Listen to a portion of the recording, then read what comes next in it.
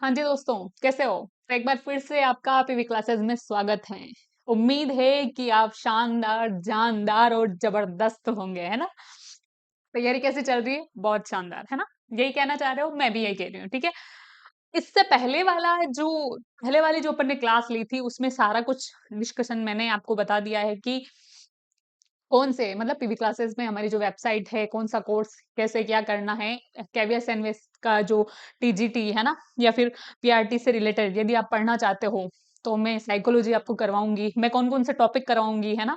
Result आ गया है उसके बारे में, है ना? और हमारे टेलीग्राम जो सोशल हैंडल्स हैं, सोशल मीडिया हैंडल्स, उनके बारे में अपन ने सब कुछ अच्छे से पिछली वाली जो क्लास ली है लगभग, है ना, उनमें सारी कुछ चीजें मैंने कवर कर ली है कि कौन कौन सा टॉपिक अपन पढ़ेंगे और कितना डीपली पढ़ेंगे। इवन मैंने ये भी बोला था आपको कि साइकोलॉजी के जो टॉपिक मैं जो टॉपिक करवा रही हूँ, है ना, सारी इस हिसाब से चीजें होगी कि आप आरएस में चाहे साइकोलॉजी का जो है रिटन टेस्ट दे रहे हो, है ना, रिटन एग्जाम लिख रहे हो।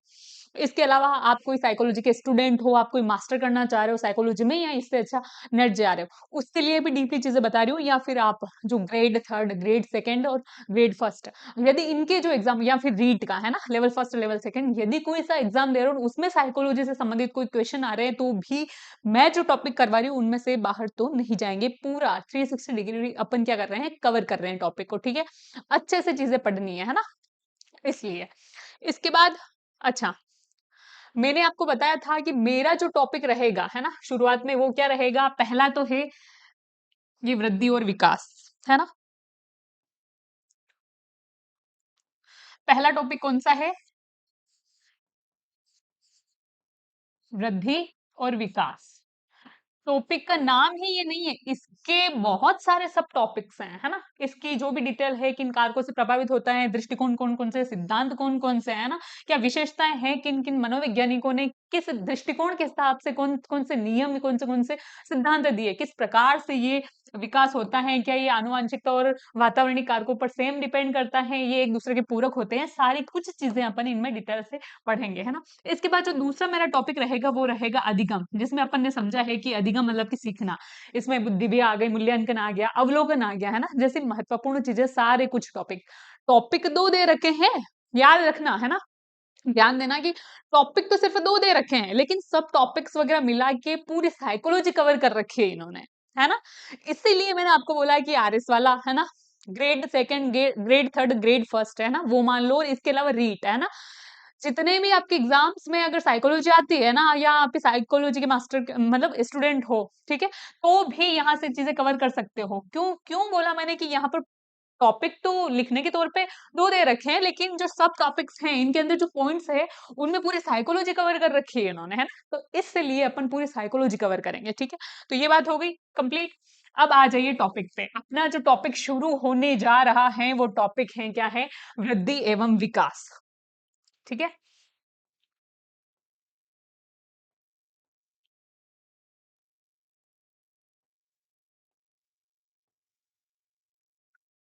पहली बात ये है कि पीपीटी से क्यों पढ़ रहे हैं? टाइम बचाने के लिए। मैं आपको क्लियर कर चुकी हूँ ये बात।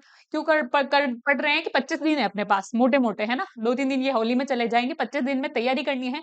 60 नंबर है ना? 60 क्वेश्चन है, ऑप्शनल सबके सेम आंसर होंगे, इसलिए अपने को सरसरी नज़र से पीपीटी इसलिए बनाई है टाइम बचाने के लिए। दूसरी चीज़ है कि जो 10 क्वेश्चन है, 40 नंबर के आएँगे, वो रिटन एग्ज़ाम है ना? तो उसमें आपका है कि दिमाग की सृजनात्मकता, है ना? 20 नंबर के तो अपन कवर कर सकते हैं 40 में से। 20 नंबर जो है ना, वो आपके दिमाग की क्षमता के ऊपर, आपके माइंड की क्रिएटिविटी कितनी है, क्रिएटिव पावर कितनी है ना, क्षमता कितनी है, उस पर डिपेंड करता है। तो वो 20 नंबर आप अपने दिमाग से लेके आओगे, है ना? बाकी 80 जो नंबर है वो हमारी जिम्मेदारी है, ठीक है?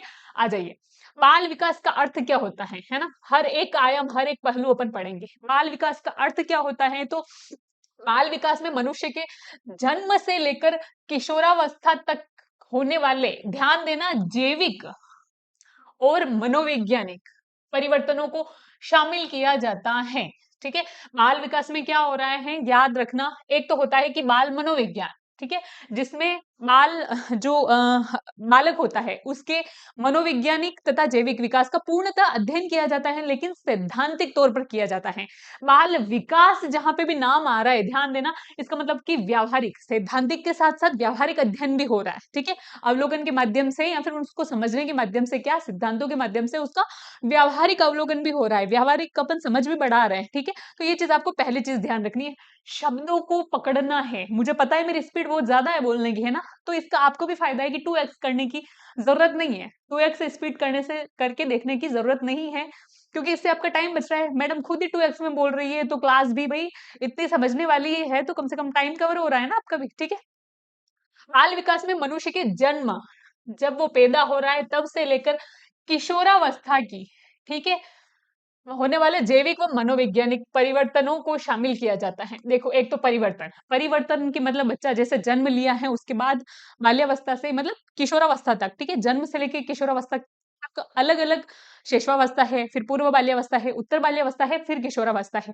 यहाँ तक बच्चे में कितने क्रमागत, है ना, उत्तरोत्तर परिवर्तन हुए हैं, है ना, लयबद्ध तरीके से कितने परिवर्तन हुए हैं, उनके बारे में जानना। कैसे कैसे? जैविक, जैविक मतलब कि शारीरिक तौर पे लंबाई बढ़ गई, है ना, आकार बढ़ गया, वजन बढ़ गया, जैविक तौर पर हो गया, है ना, बायोलॉजिकली।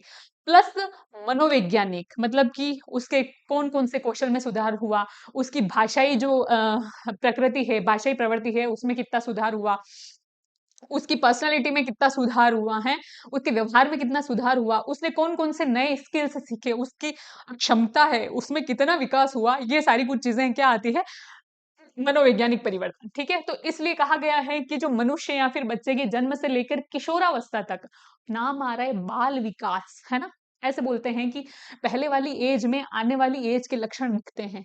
बाल्यावस्था के बाद मतलब किशोरावस्था के बाद अगली अवस्था कौन सी है? प्रौढ़ावस्था, युवावस्था, है ना, जिसे अपन वया संधि बोलते हैं, है ना, किशोरावस्था तथा युवावस्था के बीच की जो अवस्था होती है वया संधि, है ना।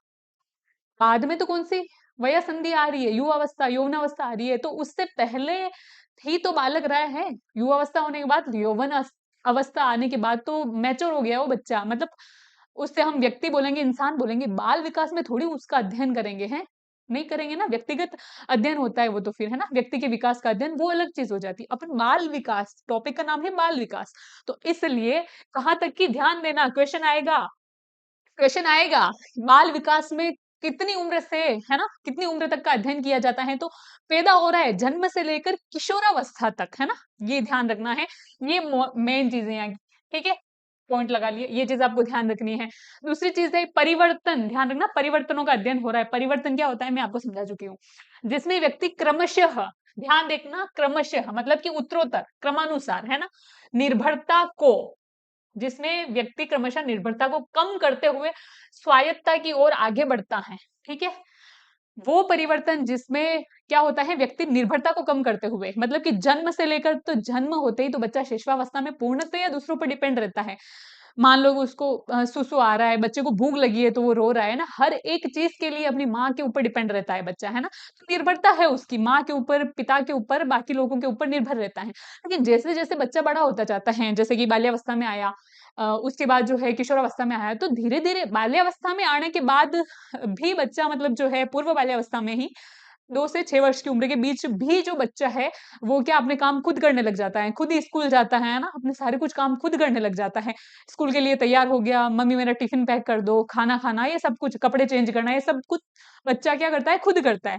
उससे कहते हैं स्वायत्तता। स्वायत्तता मतलब कि आत्मनिर्भर, निर्भरता से आत्मनिर्भर मतलब खुद काम करना, है ना, तो स्वायत्तता की ओर बढ़ता है बच्चा निर्भरता से। ठीक है, विकास जन्म से पूर्व के कारणों द्वारा प्रभावित होता है, इसलिए जन्म पूर्व विकास को भी बाल विकास के अंदर शामिल किया जाता है। इस लाइन का ये अर्थ है कि यदि बच्चे का जो विकास हो रहा है ना, जन्म के पूर्व के कारकों के ऊपर भी डिपेंड करता है, उन कारणों पर भी निर्भर करता है।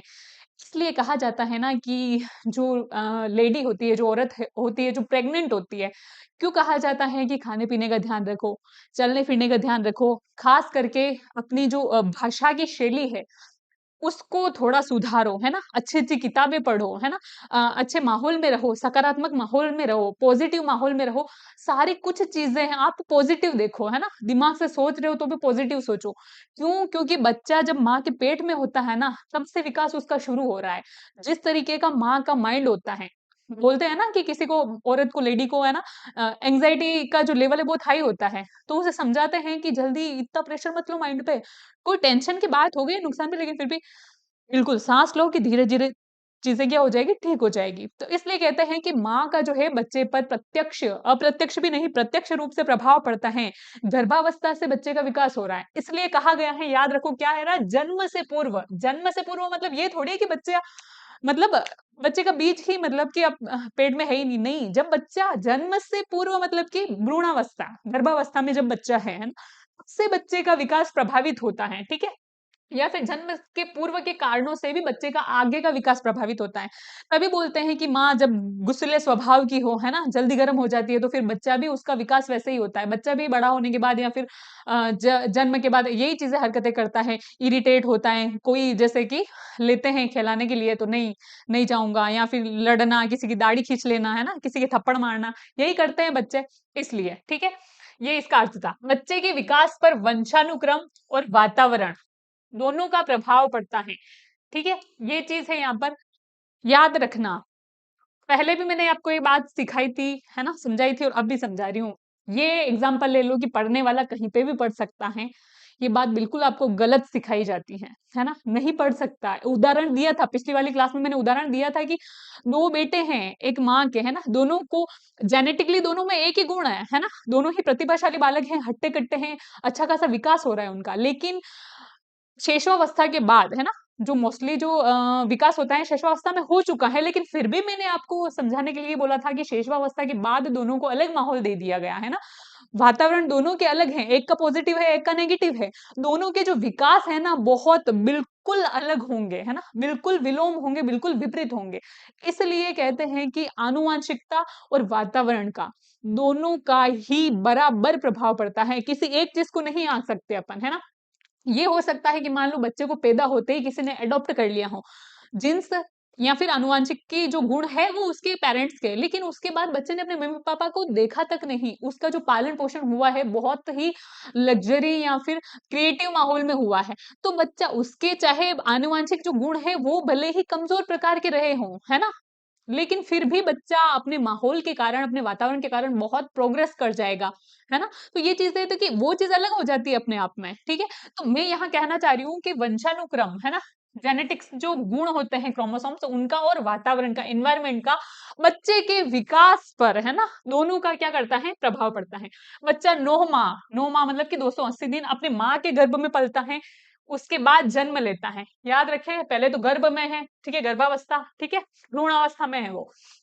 उसके बाद जन्म लेता है, उसके बाद विकसित होता है और मृत्यु का प्राप्त होता है। सीधी-सी बात है कि मिट्टी से पैदा हुए हैं, मिट्टी में मिल जाना है। अपने बड़े-बड़े है ना, यही कहते आए हैं दादाजी वगैरह सब कि मिट्टी में तो निकले और मिट्टी में मिल जानो है, ठीक है? तो यही ये चीज़ साइकोलॉजी की लैंग्वेज में कह दिया कि पहले बच्चा गर्भ में पल रहा है, फिर जन्म ले रहा है, फिर विकास हो रहा है उसका और फिर क्या? मृत्यु को प्राप्त हो रहा है। यही तो जीवन का अर्थ है वास्तव में मोक्ष प्राप्ति, है ना? विकास की गति किसी अवस्था में मंद तो कुछ अवस्थाओं में तीव्र होती है। जैसे कि मैं आपको बताऊं, तीव्र तो होती है शेषवावस्था में, है ना? ऐसे बोलते हैं ना, जो प्रारंभिक विकास है वो उत्तरोत्तर बाद वाले विकास की तुलना में बहुत मेन माना जाता है, ठीक है? शेषवावस्था में बच्चे का जो विकास है सर्वाधिक तीव्र गति से माना जाता है। उसके बाद जो है उत्तर वाली अवस्था में जो बच्चे का है विकास, वो जो क्या है, मंद गति का हो जाता है, ठीक है? मंद गति का कब होता है? उत्तर वाली अवस्था में। और तीव्र गति का कब होता है? शेषवावस्था, ठीक है? तो ये चीज़ ध्यान रखनी है। अब बताओ कि ये जो पीपीटी से मैं अध्ययन करवा रही हूँ, पढ़ा रही हूँ आपको, कोई दिक्कत है क्या इसमें? बिल्कुल नहीं ना।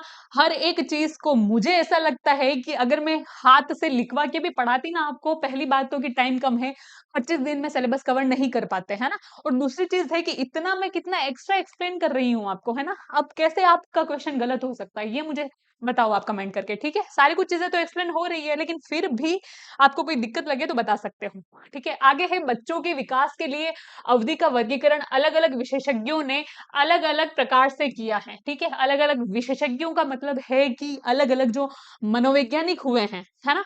खास करके मैंने बताया आपको मनोवैज्ञानिक मोस्टली अपन अमेरिका के ही पढ़ते हैं, है ना, अमेरिकी मनोवैज्ञानिक, ठीक है। तो अलग अलग जो विशेषज्ञ मतलब मनोवैज्ञानिकों ने, विशेषज्ञों मतलब क्या है यहाँ पे, मनोवैज्ञानिकों ने। क्यों? क्योंकि अपन शब्द कौन से पढ़ रहे हैं। देखो ये शब्द इस प्रकार से चेंज होते हैं, विशेषज्ञ हर एक चीज का हो सकता है। यदि मैं आपको है ना यहाँ पर जियोग्राफी पढ़ा रही होती, भूगोल, तो मैं आपको बोलती कि जो विशेषज्ञों का बोलेंगे भूगोलवेत्ता, है ना। इसी जगह अगर मैं आपको विज्ञान पढ़ा रही होती तो मैं आपको बोलती कि वैज्ञानिकों ने, है ना। इसी जगह मैं आपको बायोलॉजी पढ़ा रही होती तो मैं ऐसे बोलती कि जैव मनोवैज्ञानिकों ने।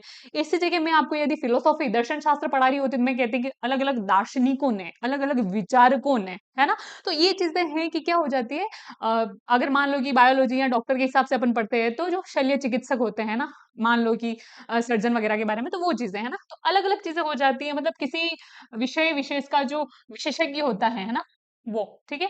क्योंकि उनके बीच अवधि के शुरू और अंत के विषय में मतभेद रहा है।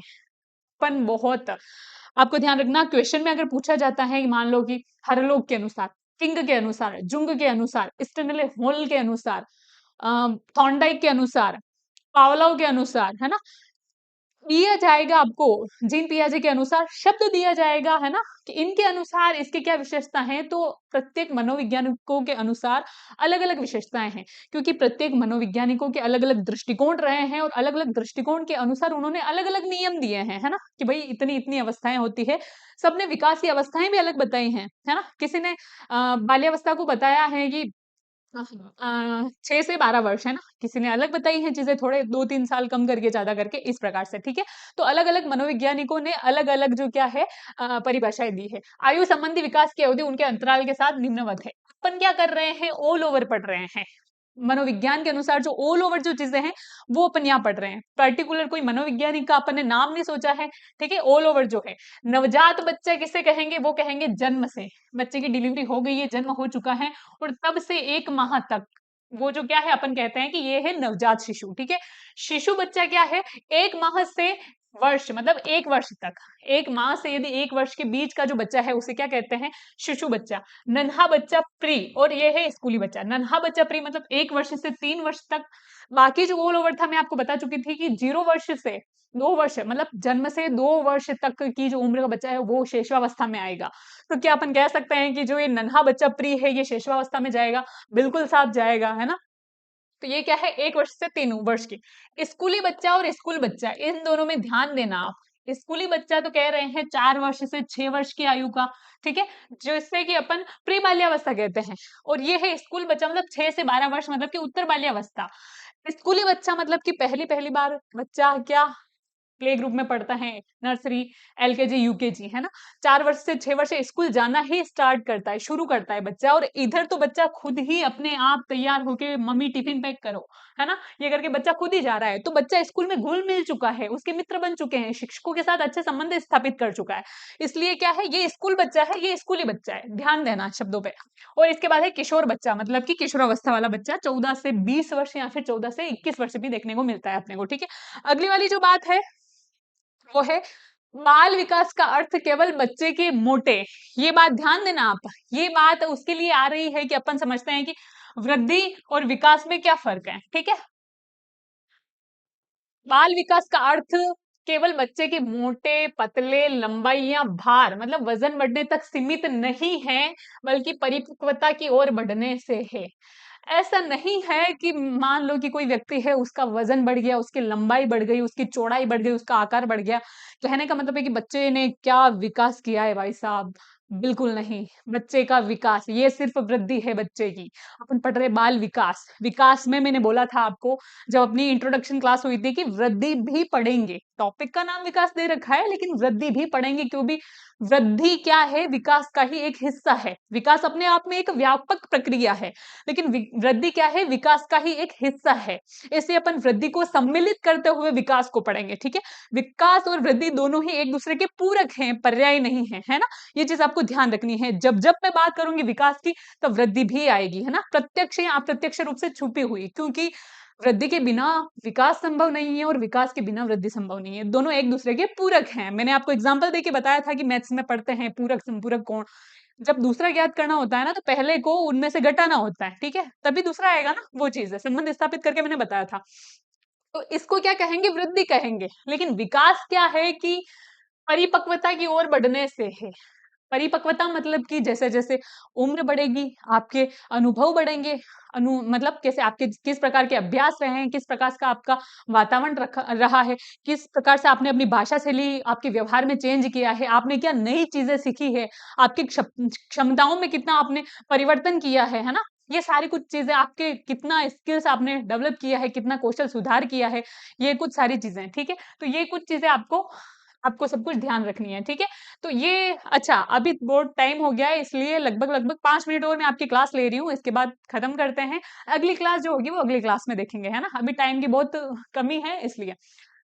इसके बाद यह एक प्रगतिशील एवं विकसित परिवर्तन की बढ़ती हुई स्थिति है। परिवर्तनशील मैं आपको अच्छे से एक्सप्लेन कर चुकी हूँ कि विकास मतलब विकास की अवस्था की बात हो रही है ना, किस प्रकार से उत्तरोत्तर लयबद्ध तरीके से विकास चल रहा है, उम्र के अनुसार अनुभव और अभ्यास, है ना, इंक्लूड करते हुए किस प्रकार से बच्चे में परिवर्तन हो रहा है, विकास हो रहा है, ठीक है। और ये हमेशा प्रगतिशील है, ध्यान रखना। प्रगतिशील वर्ड मतलब कि हमेशा वृद्धि होती जा रही है इस चीज में, है ना, पॉजिटिव सकारात्मक वे में, ठीक है। आगे हालांकि अपन पढ़ेंगे कि विकास में वृद्धि भी होती है और ह्रास भी होता है। ह्रास मतलब कि मान लो जैसे जैसे बुढ़ापा आ रहा है ना, तो जो बालक था बुढ़ापे की ओर गया है, तो उसने कितनी कुछ नई चीजें सीखी है, दिमाग का तो डेवलपमेंट हुआ है ना, क्षमताओं में वृद्धि हुई है, कौशल सुधरे हैं, उसके भाषा शैली व्यवहार उसका सुधरा है। लेकिन क्या उसके देखने की क्षमता में कमी नहीं आई? क्या उसके माइंड की जो याद करने की कैपेसिटी थी, आईक्यू लेवल, उसमें क्या कमी नहीं आई? तो ये है विकास के ह्रास की अवस्था, कमी की अवस्था, ठीक है। तो वो भी अपन पढ़ेंगे, ठीक है। इसके बाद है बाल विकास मनोविज्ञान की एक शाखा है, जिसमें बच्चों के व्यवहार, स्थितियों, समस्याओं तथा अन्य सभी कारकों का अध्ययन किया जाता है। ये बाल विकास की परिभाषा समझा रहा है कि मनोविज्ञान की एक शाखा है ये, है ना, जिसमें क्या किया जाता है, बच्चे के व्यवहार, बच्चे का किस प्रकार का व्यवहार है, क्या बच्चे के व्यवहार में परिवर्तन किया जा सकता है, यदि सही ट्रैक पे जा रहा है तो ठीक, आगे नेगेटिव तौर पे है बच्चा तो क्या इसमें सुधार करके उसको इस प्रकार का वातावरण दिया जाए तो क्या बच्चे में ये सुधार हो सकते हैं, बच्चे के साथ क्या यदि ये व्यवहार किए जाए, है ना, तो क्या उसमें ये सुधार हो सकता है। इन सभी चीजों का क्या किया जाता है, अध्ययन बच्चे की स्थितियों का, समस्याओं का तथा अन्य कारकों का।